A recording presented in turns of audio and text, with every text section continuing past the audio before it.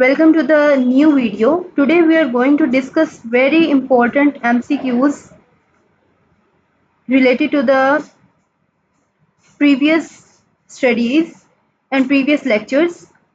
So pick the correct answer.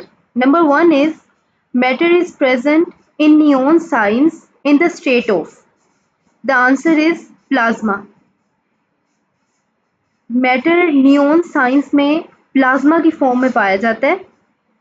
Number second is hazardous effect of shopping bags are studied in. तो ये shopping bags के जब भी हम ख़तरनाक इफ़ेक्ट्स पढ़ रहे होते हैं तो ये हम केमिस्ट्री की एक ब्रांच में पढ़ते हैं. वो ब्रांच कहलाती है environmental chemistry. Okay, environmental chemistry में हम हमेशा यही देखते हैं कि पोल्यूशन किस वजह से हो रहा है और हम उसको कैसे इम्प्रूव कर सकते हैं. Third one is the man made polymer is. तो जो पॉलीमर मैन मेड है वो आपके पास आ जाता है polystyrene. Number fourth is the crystals of which substance has rhombic shape. कौन सा ऐसा सब्सटेंस है जिसमें रोम्बिक शेप पाई जाती है.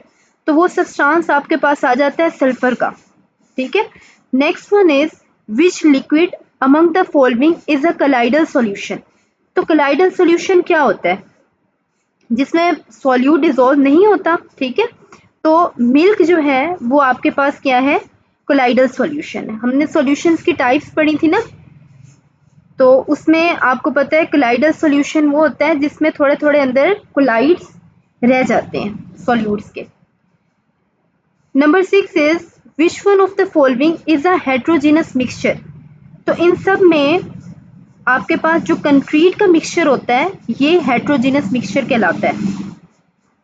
Number 7 is a state of matter whose properties are between those of liquids and crystalline solids.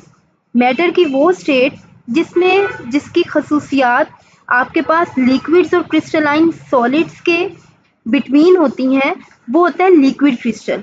ठीक है. तो ये आपकी लिक्विड क्रिस्टल की डेफिनेशन है. Next one is when the tiny visible particles of a substance are dispersed through a medium.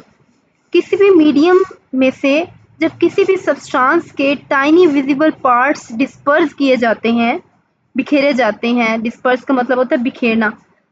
तो उस mixture को हम कहते हैं कोलाइड. ठीक है, जब वो होमोजेनियस नहीं होते. Number 9 is a solution of KClO3. अब यहाँ पे एक कंपाउंड है आपके पास KClO3. तो वो कहते हैं कि ये जो 40 डिग्री टेम्परेचर है ना उस पर ये सॉल्यूशन की सॉलिबिलिटी 13.2 ग्राम थी पर सेंटीमीटर क्यूब पर.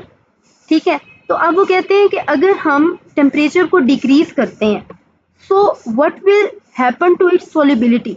तो KClO3 की सॉलिबिलिटी टेम्परेचर के डिक्रीज करने से क्या ये डिक्रीज होगी या इंक्रीज होगी या सेम रहेगी? ठीक है, या ये पहले इंक्रीज होगी बाद में डिक्रीज होगी? तो the answer is that if you decrease the temperature the solubility of KClO3 will also decrease. ये टेम्परेचर डिपेंडेंट होती है. जब टेम्परेचर इंक्रीज करता है तो KClO3 की सॉल्युबिलिटी इंक्रीज करती है. जब टेम्परेचर डिक्रीज करेंगे तो इसकी सॉल्युबिलिटी डिक्रीज होगी. Last one is you are studying the rate of hydrolysis of starch.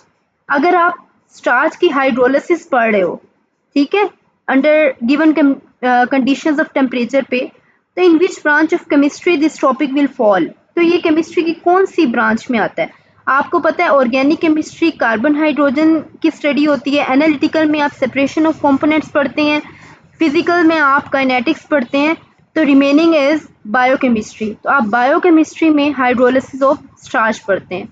तो स्टूडेंट्स ये आपके पास MCQs सोल्व फॉर्म में आ चुके हैं. तो I hope this video will be useful for you. Thank you.